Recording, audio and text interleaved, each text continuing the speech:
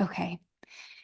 U-turn friends. It's Ash here, and I'm really excited to bring someone so special on the show. People have been all around me mentioning her name, singing praises about her network. She has an incredible network called Pinnacle Global Network. I'm going to ask her all about it. Her name is Allison Maslan, and if you haven't heard of her before, today is the day, and we are going to talk about all things business. Not only is she the CEO of Pinnacle Global, but she was recently named one of the top 10 female entrepreneurs to watch by Forbes magazine. She is the Wall Street Journal bestselling author of Scale or Fail, very important thing to talk about, which was endorsed by Damon John, who also endorsed my book, Small World, and Barbara Corcoran of Shark Tank. She's built over 10 successful companies over the past 4 decades. Over the past 15 years, her and her team of business mentors have helped over 150,000 founders scale their businesses, fast track their success, and create more meaningful lives. And a lot of this comes through her company, Pinnacle Global Network, which is one of Inc. 5000's fastest growing private companies. So today we're going to talk about business habits, scaling, empowering yourself, empowering your team. Without further ado, thank you so much, Allison, for being here. Oh, thanks, Ashley, for having me. Excited to be here.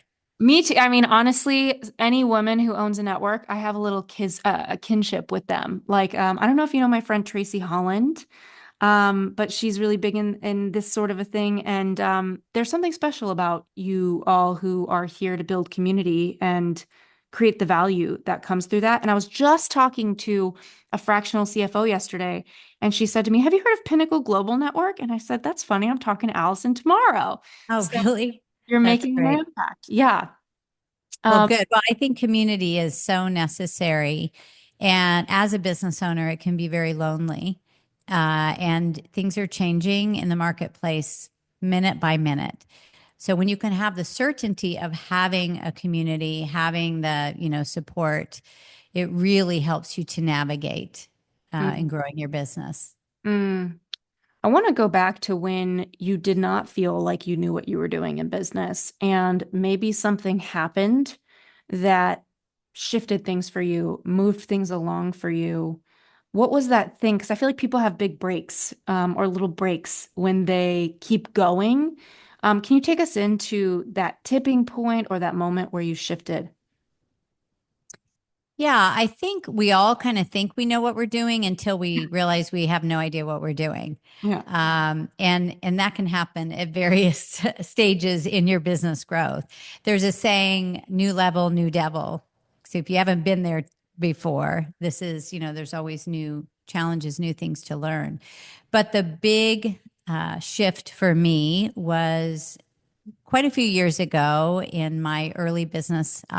This is Pinnacle Global Network is my 10th company. So if I'm taking you back to my first company, which was a full service advertising and PR firm. Mm, And I was helping me and my small team helping companies to grow through our marketing services. And we worked with Ben and Jerry's and Supercuts and Charlotte Russe and Allstate, these big companies that had thousands and thousands of employees. And I was kind of honestly flying by the seat of my pants in the early days. I had a knack in marketing, but I had no idea how to grow a business. mm, And I definitely didn't know how to scale a business. So as it was growing, it started growing bigger than me. mm, And I just didn't know how to manage it all. And I was a bit of a control freak. I thought that I had to have my eyes on everything and everyone, which is impossible, as you grow. mm, And so it started to really break me down in complete exhaustion and stress and panic and then frustration and resentment and all the different phases I went through. My daughter was just under 2 years old at the time, so I was trying to manage being a mom, and I felt like I was failing at everything, even though the business was succeeding on one level. We were taking care of customers, making money, but I was Yeah. imploding internally. And so what happened was I ended up having a car accident just because of the stress and exhaustion that almost, I almost didn't make it. It was pretty severe. So when you have a wake up call like that, it really is the universe going, something is not working here. So you need to relook and see, is this the direction that you want to go? Mm. And so the thing is that I knew I loved business, but I knew I didn't want to live like that anymore. And if I was going to move forward, I needed to figure out a better pathway forward. Mm. And so that really became my search to figure it out. How do you scale? How was it that my clients had thousands of employees and you didn't see the CEO standing over everyone like an Yeah. orchestra leader, And that was the beginning of our scale up method and how I went on and built businesses that didn't depend on me. This is an interesting thing for us to talk about is scaling because I think a lot of people get their ducks in a row, maybe as a new business owner or a seasoned business owner, and they think it's time to scale. And then they come up with all these problems, right? Like maybe they scale too fast and they're not keeping any profits. All the profits are going back into the company, and then there's cash flow chokes. Maybe they need to trial people and they trial 5 people and all of the people fail the trial and now they just spent a bunch of money. I know in my experience with scaling, I had a webinar that in like 2015, it was the beginning of Facebook ads. I put my webinar up and we did about $5 or $6 million off of a e-course on how to get a job. And I didn't know how to manage money. I didn't know how to manage team. I was like 26 years old. And I ended the business with $500,000 of debt because my webinar stopped converting. So we stopped being profitable. I held on to my very expensive team. I kept spending on ads. And next thing I knew, and you know what it was? People would say to me, you did it once, you could do it again. You could fix this. And what I really should have done, looking back with the wisdom I have now as a businesswoman, is I would have said, wow, that's so great that that worked. And what a profitable funnel. Let me cut this off right now. Let me cut this team and let me keep this million or $2 million profit to myself and let it change my life. But instead, I kept fighting. And so I would love to kind of get into the head of somebody. It sounds like your agency was working. I know a lot of PR agencies that they struggle with retention. I hear that all the time. So I'd love to hear number one, like, why do you think your firm and your agency was working? Like, that's not always the story of a lot of people where they're like, oh, it just clients keep coming and I'm so busy and I need to scale. We hear like clients just keep slipping away, but we're doing a good job, but they don't see us as important or whatever it is. So, can we Mhm. start with why do you think your agency was doing so well? And what would be the first or second thing to start to think about to start to scale? Yeah, I think we did great work. I Hmm. mean, if we did very creative campaigns. Now, this was in the 90s, so this is pre all the stuff that we have now. Yeah. And so it was you really had to get creative and come up with big campaigns to make these clients stand out. And we were doing well at that to Mm. a certain capacity. That was where things just started to implode because I was having trouble getting my hands around everything, which I shouldn't have been doing in the first place, but I didn't know that at the time. Yeah. Because with leadership, what you want to do is bring up other leaders, empower your team. So that's what I would, if I were to go back now and really understanding what scaling is, would be build that leadership team that is not, they're not just implementers, but they're strategic thinkers and strategic decision makers to be able to meet with the clients and come up with campaigns and, determine what is, the next right step for Mm. them or for the company. And I just, I was in my own way. And I think a lot of business owners are. And, what we had been doing was working. Same thing for you. What you had been doing was working. But Mm-hmm. there's a saying that many of you may have heard is what got you here won't get you there. And that's why there are many phases. We see 5 phases for scaling a business, but there are these evolutions, and the company has to restructure itself at these phases of growth. And because we are creatures of habit and we do what we do and what we know, it's hard for us to let go. And Mm. that's where I think the big sticking point is. Yeah, I love this. And I feel like I was reading a newsletter the other day, I think by Cody Sanchez, and she was talking about how there's every business has hammers and nails. The hammer, she says, is the owner that like drives it in, like it drives the vision. The nail is the thing that holds it in place, like great team members. And sometimes, and she was talking about how sometimes you, as a hammer, you take advice from nails. And it's really the Mhm. hammer's job to see the whole picture, right? It's the entrepreneur's job to see the whole picture. I've really struggled with this because I think the women on my team are spectacular and I value how intelligent they are. And I do see that they've run many businesses. My operations person's brilliant. And so for me, it feels natural to say, well, what do you think of this strategy? What do you think of what you're seeing with customers? What do you think? But sometimes, maybe it's not necessarily from this team, but I've been on many teams, I will hear feedback that inside of me, I don't want to agree, but I don't want to have such an ego about me that I'm not seeing what the people around me are sharing. And so I've constantly struggled as an entrepreneur to find that sweet spot of trusting my vision and ability to see, and not poo-pooing the wisdom that might be around me. So I would love your feedback on this dance because it's really hard sometimes to trust yourself, especially when Yes. it comes to strategies. Like I've done strategies where I can see there's one little tweak and it's gonna work, but it hasn't been working. And the people around me are like, it's just not working. Toss it. And I have to dive deep inside of my own intuition and keep going. So yeah, any feedback on that for entrepreneurs Yeah. Well, listening? it really is a balance.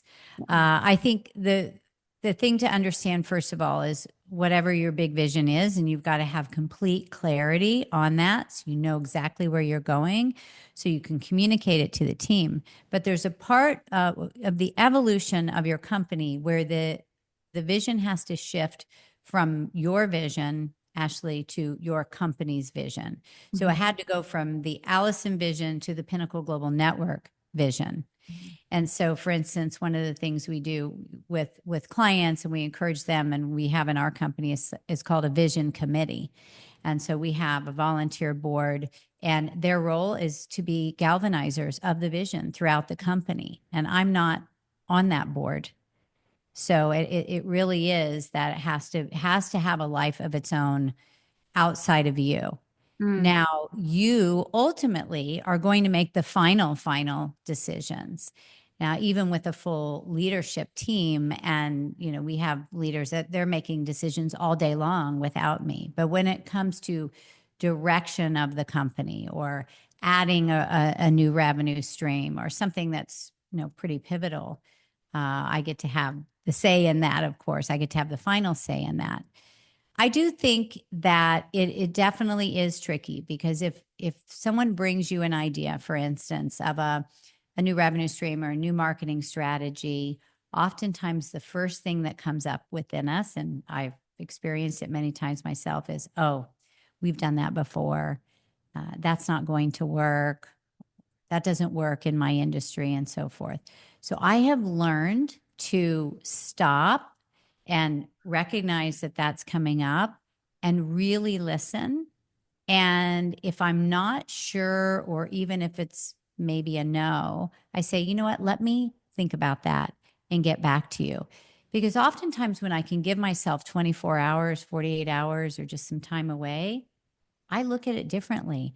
And we've had some of the best ideas for our growth and changes really from the team. mm, And I love that.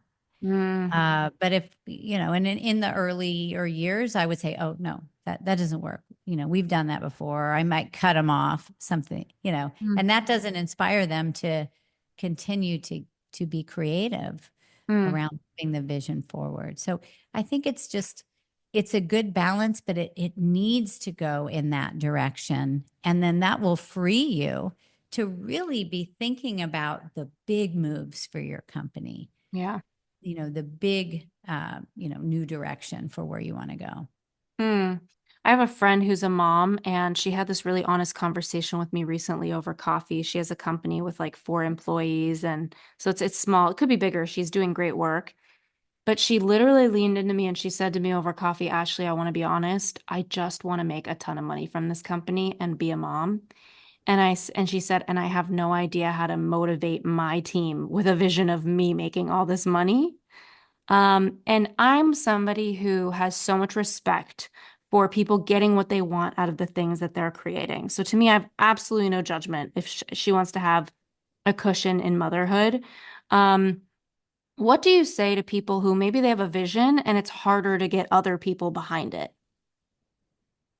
Yeah, I think that that's a challenge for a lot of companies. So the first thing is, if you're thinking about this woman, for instance, so her deal is that she wants to make a bunch of money, and there's nothing wrong with that. Hmm. But your team isn't going to be super motivated that you want to make a bunch of money. I mean, it's Yeah. not that they're not going to work hard, but I can't say that they're going to get out of bed going, I Yeah. really want to make her a lot of money. That's what I told her. Yeah. Yeah, I think it's getting to the deep. You got to get to a deep, there's got to be a deeper why. There has to be a mission. What is the impact that you're going to make for your customers, your employees, your communities in one way or another? So, for instance, in our company, we help CEOs scale, and it's transformational because when they get out of the day to day and have the scalable company, yeah, they make a lot more money, but they're able to make a difference for their team and their families, their team's families, and their vendors and their company.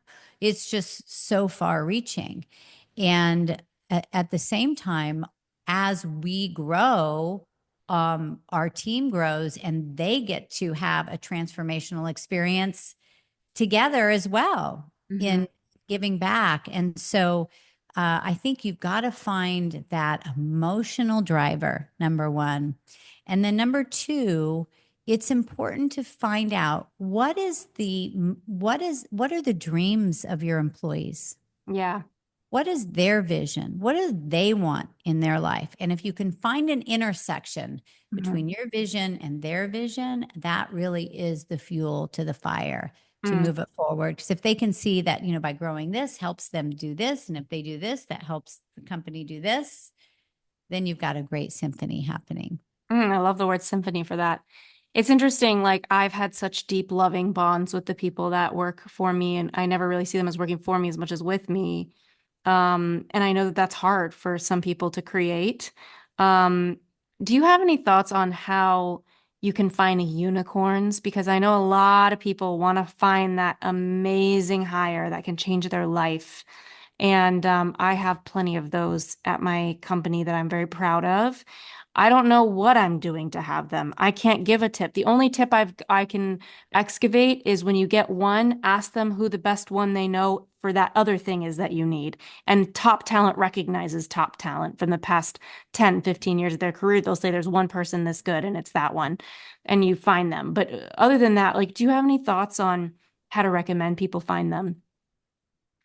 Yeah, I'm a big believer in energy Hmm. in business. So, what you put out there, you get back. And so, if you have a strong culture that is captivating, you're going to start attracting people to you. Mm. And you're going to have, you've got to get that good base, of Mm. course. But when they're out there, like you said, talking to people and so forth, but it's the vision. If your vision is so attractive and your culture is captivating, meaning people are working together, they're collaborating, they're making a difference in the world, they feel like that they're really contributing, the word is going to get out there. But if you're placing ads and things like that, you want to lead with your culture, Mm. not the position that you're trying to fill. Hmm. And, because these employees, they're looking for a home. They're going to spend more time with you than often family members. So they want to find a place where they can feel connected, where they feel like they can really contribute and make a difference. And so if you're not leading with that, then you're just competing with everybody else that's offering the same type of employment. Mm. You're not going to find superstars that way. Hmm. So the other thing too is it depends on the type of position that you're looking for. I personally, for the leadership positions, and this is once you have grown to a certain level in your business, you're scaling up. I like to bring in people that have already scaled up a company very successfully because they've been there and they know what that landscape is like. They know they can do it, Mm-hmm. and they're bringing that to you. These are very quality people, and they, again, culture matters. Mm-hmm. They want a place that they feel like that they can be really appreciated and that they can get to work and make a difference. Mm. Okay, you talked about the 5 stages of scaling. I don't know if we have time to go through all of them, but I would love to just get a little overview for my note takers, who obviously they need to pick up the Scale or Fail book, but would love to just hear a little bit more about those stages. Yeah, how about I'll just move through them very quickly. Yeah, let's do it. Okay. So, phase one is the seeker, and this is the startup, and everything is on you. You're excited, you're putting your ideas out in the world, but there's no scaling happening here because it's you and a partner. Then you move into phase two, which I call the pioneer.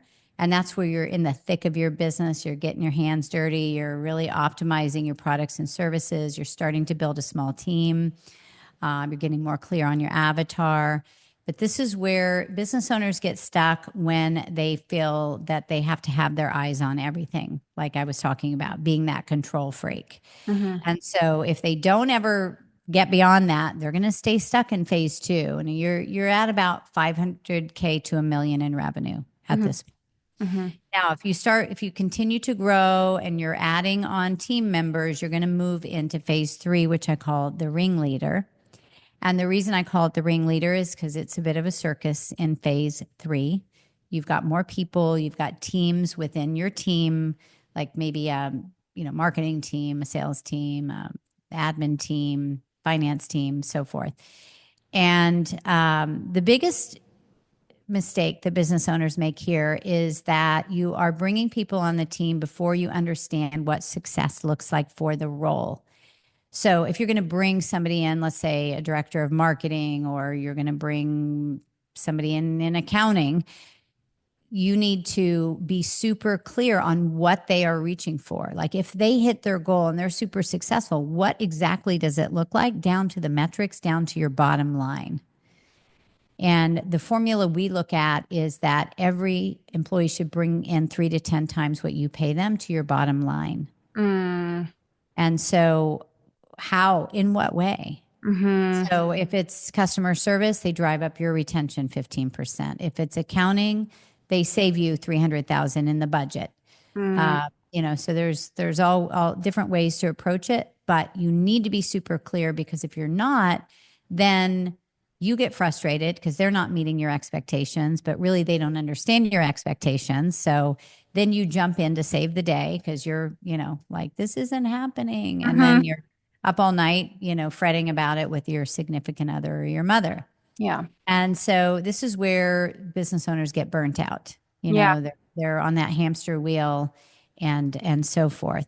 Now, the shift that has to happen to move into phase four is you've got to shift from being a boss to being a leader. Mm-hmm. So you start empowering your team instead of telling them what to do. You stop giving the answers. You help them to think for themselves. Like, what would you do in this situation? How would you handle this? Or put a plan together and present it to the team. And you start to cultivate these leaders, these shining stars that start to rise up, and they start asking the important questions. Like, how do we increase profits? How do we create a better customer journey? And so at this point, now your vision and your values become so entrenched in the company. You move into phase four, which is co creation phase. And this is where you're working with the team, like you said, to develop and implement the vision. But now you can start to slowly step back because your team's got it handled. Mm-hmm. And that's such a powerful feeling. That's how I'm able to live in Mexico 5 months of the year while my team is running the company. And I can be the visionary CEO focused on the future of where we're going. Mm-hmm. And that takes us to phase five, which is where that's the goal. It's, a successful company is not one that just makes a lot of money. It's one that is founder independent. Because at that point you have choices. The company's worth a lot more money, because if I want to buy your company and I see it's going to tank the day you leave, then I'm not going to be interested.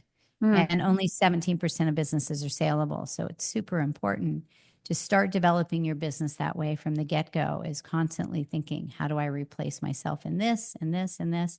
So phase 5 is the visionary phase. And that is where, you now have this team managed company that can run without you. And you can, I love my business. I love our community. So I'm still here and part of it, but from a different perspective. I could sell it if I want. I don't want to, Mm. but you can acquire other companies. You can add other revenue streams. You could bring on a CEO and move to the chairman of the board. You have choices I love at this that. point. That So feels so good that's even your to five hear about phases. stage 5. I'm like, "Well, I want that for everybody listening." A couple questions just about that journey. I feel like I know a lot of people, and I've been one of them, where I go from stage 1 to stage 2. You were talking about, or maybe it was stage 3, where it's 500 to a million, and you don't want to be a micromanager. I'm actually the opposite. I'm not a micromanager. The problem is I delegate and I oversee, but I'm very trusting. And sometimes what's got me stuck in my scaling stages is that I believe people that come in as new hires and they're like, I'm an expert at this. I've got this. I'll let them ride for a while and then I'll check in and be like, oh no, this isn't, the results aren't happening. And then I need to go back in and do the job myself or something like that. But it's absolutely not my default setting to be the micromanager. So what would you say around, like, I guess finding the right talent? Like, we talked about finding unicorns and culture, but like really making sure you have people that you can step away with. Yeah, I mean, there's a saying, inspect what you expect. Yeah. But and when you're smaller, you're gonna need to do that. Yeah. You're not going to come in with a full on leadership team. Yeah. So I'm not in a place in my company where I'm inspecting what people are doing and so forth. Right. It's not that I'm not seeing them, and we've got a big event happening in a couple weeks, so there's a lot of decisions to be made. I'm going to be on stage. I need to know what I'm talking about and how the space is going to look and all of Right. that. So yes, it's still, you're still there, but there's 4 departments that ultimately you want leadership in, and Mm. that's going to take the pressure off of you. You want to have people that hold themselves accountable. Ideally, that's the goal. You don't want to have to be, hey, do you have this thing? I've been waiting for this thing. I mean, nobody has time for that. We're not here to babysit. We're all adults. Hmm. But ultimately, there are 4 quadrants that you want leadership in, and that is marketing, sales, operations. So, operations would be anything to do with your team, systems, processes, finance, legal. So, it's a pretty big quadrant there. And then the last one is whatever you sell. Mm. So, for instance, you with TED Talks and things, Yeah. you would have a director of the TED Talks or Yeah. director of, client communication or something like Mhm. that. Mhm. And so we have a director of mentoring that Mm. runs our mentor department Mm. and the mentors that work with our clients. So once you have that leadership in place, and you're not going to do it all at once, it could take a few years or, longer to really build that solid leadership team. They are the ones that are inspecting. Mm. They are the ones that are help directing. But even for them, their role is to build leaders within the Mhm. team that are reporting to them. Because the tendency is for everybody to come and ask them or you questions. Mm. You want to say, you've got this. You're Mhm. smart enough. You can make this decision. You Mm. don't need to come. What do you need to know to never ask me that question again? Yeah, I love that. And you talk a lot about systems that facilitate scaling. So let's say that it's, you've talked about services-based business. I'm a service-based business. I know that product might be a little bit different. When you think about somebody who's really starting to scale, what are some systems that come straight to mind that are just like the first thing in your wheelhouse that you would want to impart to somebody? Well, for a service business, one of the scalable models that we use, and it's actually what we use in our company, we call it replicate your talent with a team. Mm. So, for instance, let's say that you have an accounting firm and you're just a genius at the way you do accounting and save people money on taxes and so forth. And you're following kind of how people are trained, but you have your own process that Mhm. makes you just magical at what you do. So as you start to build your team of other accountants, you want them trained on your signature process. Mhm. So in our case, we have a method called the Scale It method. Mhm. And we take people through those 5 phases, right, that I just shared with you. Now, our team of mentors, they're all brilliant. They've all built very successful companies of their own, but I don't want them just to come and go rogue and do whatever they want with the clients. I want them to have a system to follow, Yeah. a roadmap to follow. Now, it's nimble because all our clients are different industries, different goals, but they have a process to follow. And that way the client feels like, oh, I know I'm following a system. The mentor feels like they have a system they're following. And then we're able to make sure that everybody is getting a great experience. Mm. We can measure from that system. So Mhm. if you have a service-based business, get signature process throughout your company, Mhm. how you work with, how your customers are taken care of, how they're checked into, how you help them to succeed in whatever your offering is. Mm. But everybody needs to know those processes and those tools Mm. I and be love trained and be trained on them. that. What have I not asked you about scaling that if somebody forgot everything from this episode and all they took away was one thing that you would say, please don't forget the importance of this thing? I'd say why would you want to scale? I mean, if someone has a small business, 2 or 3 employees, and they're making decent money and they're okay with that, that is fine. There's absolutely nothing wrong with that. But the thing is that ultimately there will come a time that you have to look at your business as an asset, something that you're growing for the next phase of your life that you can pass on, or because otherwise you're just going to shut your business down because it's all dependent on you. Right. And the advantage of scaling is there's 3 things. Number one, you get your life back Hmm. because now you That's a have pretty good income. appeal. Yeah, Yeah. right. Probably why you got into business in the first place. Otherwise, you would have a job. Yeah. Number two is that you help a lot more people when you scale. If it's small, you're limited. Yeah. If I was just doing the coaching, I would be able to help X number of clients. Right. That's it. Right. Now we're unlimited. And then the third is that's how your revenue and profits start to double, triple, quadruple, and really break through because now you've got this multiplier. Mm. This So has been such a fun conversation, and it's got me thinking. My final question is people who scale too fast. How do you know you're doing that? Because a lot of people know they're doing that when it's happening and it's not working and they're in a bad spot. mm, Like, how does yeah. someone check in with themselves around that? Well, being organized around your finances is critical. Hmm. And that same saying that I said earlier applies that what got you here won't get you there. So even the finance team that you had early on, you need to have a more sophisticated one as you grow because you can, really implode on the cash flow side.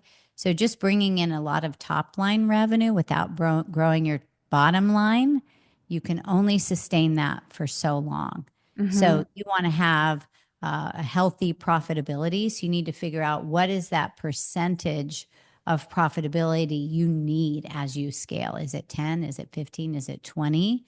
So then if I'm at 1 million and I go to 5 million, I go to 20 million, we want to keep that same level of net profitability as we go along. So you Hmm. just want to, keep your eye on that. And, sometimes it's going to go a little up, sometimes it'll be a little down because you're investing more in your business. But yeah, you want a sustainable business. There's lots of companies out there that were just kind of a flash in the pan, and then they were gone, just Hmm. as fast as that. And Hmm. you don't want to be that type of company. So this idea of stepping back to move forward. Mm-hmm. We're always go, go, go. We're like driven entrepreneurs, but you can actually move faster and a lot less stressful if Mm-hmm. you step back to assess where are we at? Where do we need to go? What do we need to do to make that happen? Mm. And that means you're going to be really strategic along the way. And that's really what we help our clients do when we're helping them scale to make sure they do scale sustainably. That's the thing. Like, I would love for everybody to know, where can they find you? Who should be joining Pinnacle? Um, and where should they go? Because I think there's a lot of people listening that this is going to be a really good spot for them. Yeah, fantastic. So, um, the first start would be my book, Scale or Fail, and you can get that on Amazon. You can also check on our website, which is pinnacleglobalnetwork.com, and there's all kinds of information there. You can see all kinds of videos from our clients and so forth. We generally work with business owners that are at 1 million in revenue because at that point you're really ready to scale. You do have at least a handful of employees, and because in the early days you're just trying to get more clients, and that's an important phase you need to go through. So Mm. most business owners come to us, they're in about phase 3 of what Hmm. I shared with you, and they can be stuck there, for decades. And so we get them untangled and help them to have a more scalable model, build that team managed company so that they can have that founder independent business. Thank you so much again for coming on the show, and I'm excited for everybody who checks out Pinnacle. Yeah. Thank you so much for having me. I really enjoyed it.